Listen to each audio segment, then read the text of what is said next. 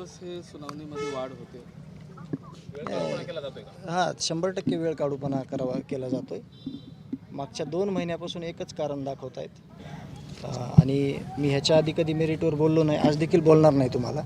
परंतु आता हा येणारी 23 तारीख जी आहे त्या 23 तारखेला आपल्याला पूर्णपणे अशी अपेक्षित आहे आपल्याला की चार्ज फ्रेम व्हावा आणि ही केस चालू व्हावी.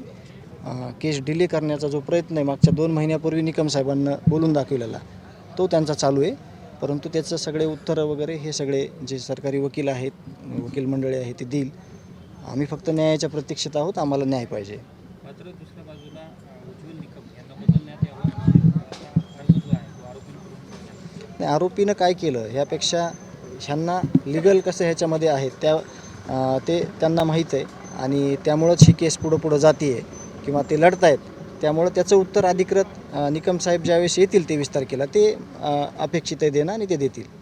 आता प्रत्येक सुनावणीच्या वेळी एखादा आरोपी जो आहे तो आजारी दाखवला जातो. आज देखील सुदर्शन गुले असेल, मागच्या त्या संदर्भातला विषय होता. आता याच्यावर सुद्धा कठोर पाऊल उचलणं हे माननीय न्यायालयाने ठरवावं. कारण का ह्याच्यात असं होतं आहे की कोणीतरी चक्कर आल्याचं नाटक करतं आहे, त्याची ECG एकदम क्लिअर येते आहे, त्याचा कुठला काही प्रॉब्लेम येत नाही, परंतु वेळ जातो आणि वेळ गेल्यामुळं आजचा दिवस उद्याचा दिवस परवा असं वेळ काढूपणा तुम्ही जे पहिल्यांदा म्हणलात त्याप्रमाणे चालू आहे. तर तसं न होता आता 23 तारखेला चार्ज फ्रेम होण्याची अपेक्षा आहे आणि ते अपेक्षित आहे आणि ते झालं पाहिजे. जेलमधल्या आरोपीकडून धमकी दिली जात असल्याचं देखील समोर आलेलं होतं आणि त्या संदर्भात शिवसेना शिंदे गटाचे सुनील वलदर यांनी देखील म्हणलं होतं, गवते नावाचा कोणतरी कर्मचारी आहे त्याला धमकी दिली होती, बाहेर निघालं बघतो. यांचा नेमका हे अशा पद्धतीने धमकावणं काय नाही, त्यांना अजूनही ज्यावेळेस हा गुन्हा केला होता त्यावेळेस जे त्यांच्या डोक्यात भरलेलं होतं ते आज 1 वर्षापासून मध्ये आहेत, तरीसुद्धा ते डोक्यात भरलेलं आहे आणि त्यांची जी क्रूरपणा आहे, त्यांचे जे काही माज मांडणारे लोक असतील किंवा समर्थन करणारे लोक असतील किंवा आरोपी असतील, ह्यांच्या मनात कुठंही एका निष्पाप माणसाला मारलेलं, माझ्या भावाला संपवलेलं, थोडंही त्याच्यामध्ये त्यांना जाण नाही त्या गोष्टीची. आणि समर्थन करणारे देखील ह्याच बाजू मांडत असतील त्यांच्याजवळ की आम्ही तुम्हाला आहेत, म्हणूनच ते एवढा चुकीच्या पद्धतीनं ट्रीट केल्यासारखं वागत आहेत.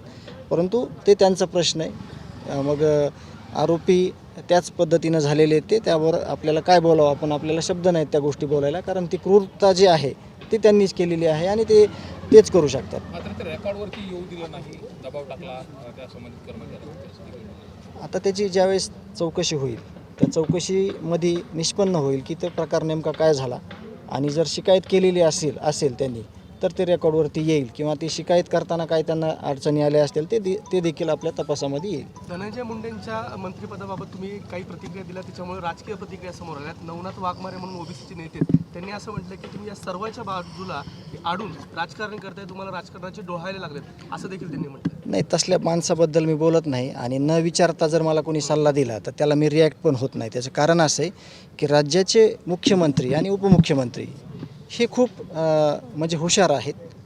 ते या न्यायाच्या प्रकरणामध्ये न्यायाच्या भूमिकेमध्ये आहेत. आम्ही त्यांच्यावर विश्वास व्यक्त केलेला आहे, त्यांच्या सिस्टीमवर विश्वास व्यक्त केलेला आहे.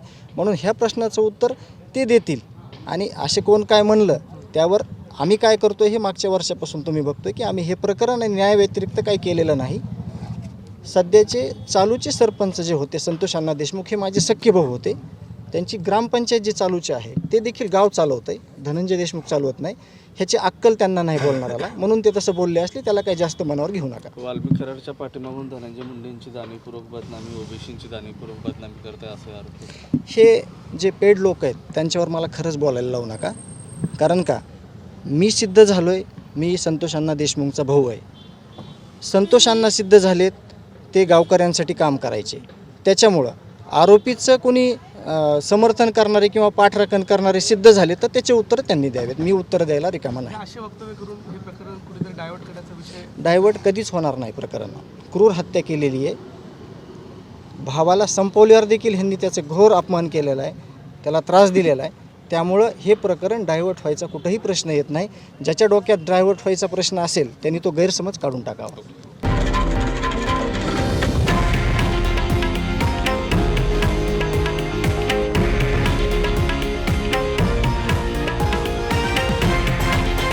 हे आहे देशातील नंबर 1 न्यूज नेटवर्क आणि आपण पाहत आहात TV9 मराठी, एकमेव